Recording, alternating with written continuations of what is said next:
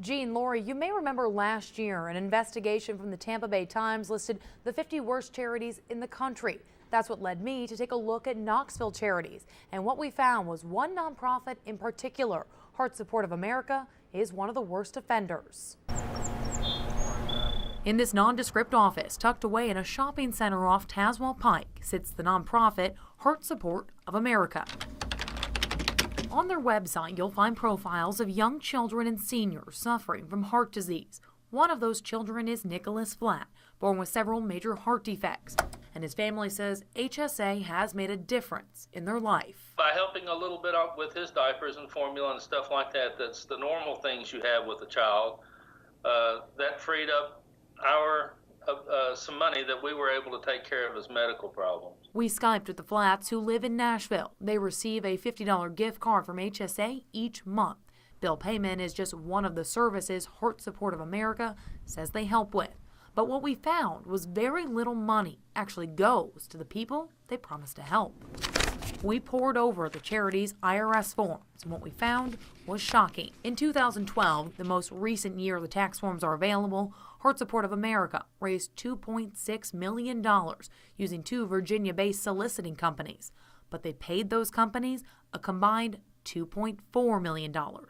That means only $135,000 went to the charity. It means they're not a true charity, because the standards the Bureau has is 65% has to go to the cause, or you're not considered a charity. The Better Business Bureau recommends charities spend no more than 35% of their money on fundraising.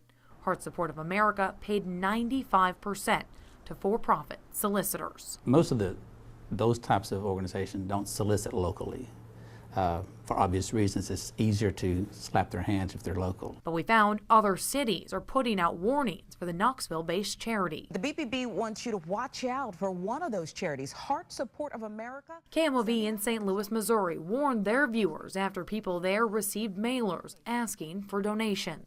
As we continue to dig deeper into the IRS records of HSA, we found that of that $2.6 million, only $64,000 was going to individuals or organizations. That means for every dollar donated, only 2 cents was going to people in need. It's a drop in the bucket, yeah. It's very little. The BBB says oftentimes organizations play off a well-known charity, in this case, the American Heart Association.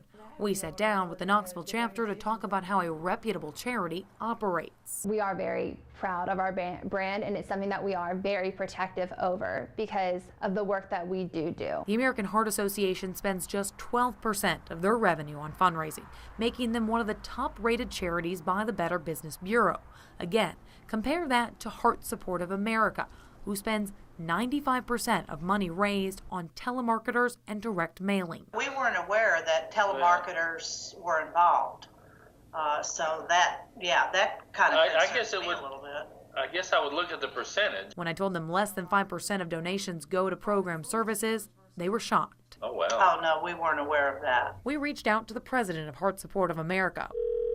We've called. We are not available to take your call. Left messages and went by their office. I'm looking for Laura Perry. I'm sorry, she's not in today. She's not in. Is she in sometime this week? I don't know if she'll be in tomorrow or not. She did respond with an email declining an interview. With so little money going to heart patients, we wanted to know, is this legal? They're just asking for money, and if you want to give it to them, there's nothing illegal about it. But the Flats say while they were concerned with what we found, they have been helped by HSA. They definitely need, an organization like Heart Support out there, so hopefully things will get turned around. Charities and nonprofits are regulated by the state, but there's little they can do. A decade ago, the Supreme Court ruled charities could pay for-profit solicitors anything they want because of the First Amendment.